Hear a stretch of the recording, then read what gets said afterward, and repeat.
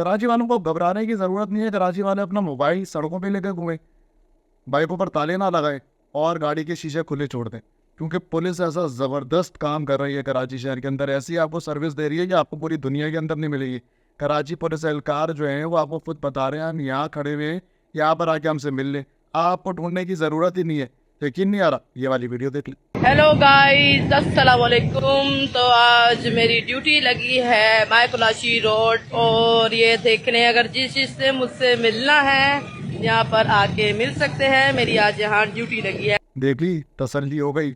अब मैं आपको बताऊं मज़ीद कि कराची पुलिस जो है वो किस तरीके से आजकल सड़कों पे खड़ी हुई है, कैसी उनकी स्नाइप चेकिंग चल रही है।